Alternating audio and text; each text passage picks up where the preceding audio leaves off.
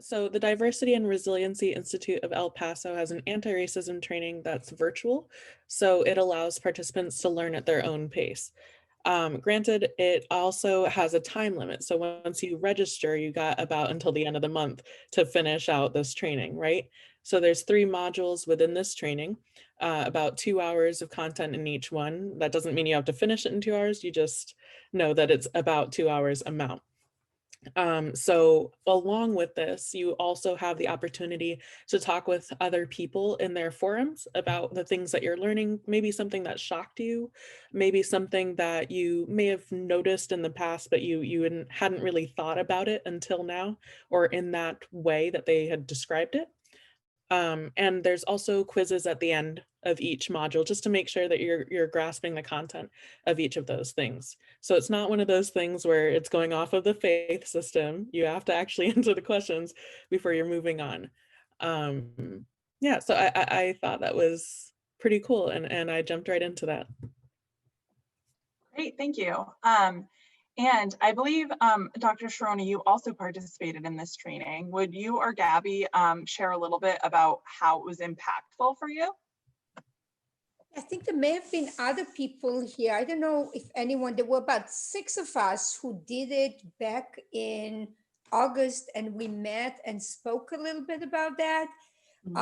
So first, I think one of the things that was useful were the resources and the fact that it was pretty comprehensive in kind of laying the scope of systemic racism and providing an historical context and underscoring the fact that race is not just about race relations, that those relations are rooted in systems that need to be changed for relationships to be transformed. And then the caveat that we had, and this is actually spelled out in the way that the Institute is presented, is that the audience that they had in mind was mostly white people. So the materials, the presentation, it was designed by white anti-racist educators, mostly for white folks.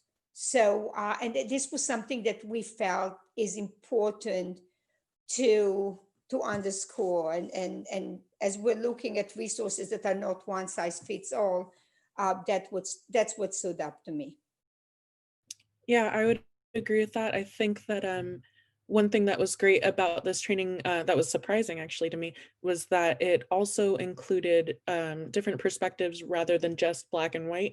There was showing different ethnicities also, talking about their experiences as well as talking about their histories and how white supremacy has been involved in each step of those ways, and how these things were intertwined. They weren't situations that you could actually separate very easily. They're all connected to one another. So that was nice to see them talk about. They also, there's a couple other things actually. Another thing was that the moderator made sure to remind those who are taking this training that race or racism isn't just something that you're describing for Black people. You're not just describing Black people as having a race. You too have a race. Being white is being a race.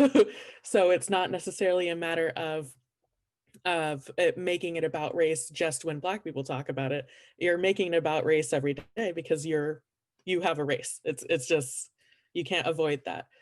So I thought that was interesting. But I will say, like someone was saying, the training isn't targeted towards people of color. And so I did send them a recommendation because they asked for that. If they could do a training for people of color, I would suggest that the things that they include would focus more on internalized racism, colorism, within our communities as well as outside of our communities. And also about immigration as well, being a larger part of the conversation. So those things would make it more tailored towards people of color and BIPOC, I would say, rather than something that is specifically focused on white folks. However, I understand that the moderator was saying that the reason why this was something that was created by anti-racist white folks and for white folks who want to become anti-racist is because she truly believes that a lot of Black folks have been taking this on our backs, you know, trying to educate everybody. And she felt that she'd come to a point where it was no longer our responsibility to do that, and it shouldn't have been in the first place. And so she felt she should do it. If anybody's going to educate other white folks, it should be white folks. And I thought that was really interesting. That's a new perspective on a training for me. Awesome. I know you came prepared because you went right into my next question of that, like, what is that like? What do we wish this was, right? I know we have, Kat was incredible to hop in and say like, oh, I have all of this experience facilitating and coaching and all of these different things. And I was curious if there was anything you felt like you wanted to add around what we felt like these types of trainings could really use. Like, what is a community need that you are hearing right now that we need more of when it comes to anti-racism trainings? Thank you. Yeah, so I would definitely agree that there is a need for, what some people would call affinity spaces, but, white-led, white education on anti-racism. Huge ask, huge need. One of the things that I have encountered in doing this work is oftentimes there's need for continued work. So one of the things that I try to do is build internal capacity so that the work has a vehicle of continuing even after my contract might end. And so I think, what the community is kind of asking for loud and clear is spaces, safe zones in which critical conversations can be had, and which, I think that actually both are needed. There needs to be white-led education on anti-racism, but there also needs to be atmospheres for crosstalk, right? And for being able to learn and hear from each other's experiences. And it's really important that these spaces are safe spaces. And so I love the fact that there's a training that's free and that, people can tap into, but that there is also a time limit to it. Because I feel like if you're going to engage in the work, it's important to kind of keep the momentum. Like if you have a training and the next one isn't done for like a month, you kind of lose some of the momentum.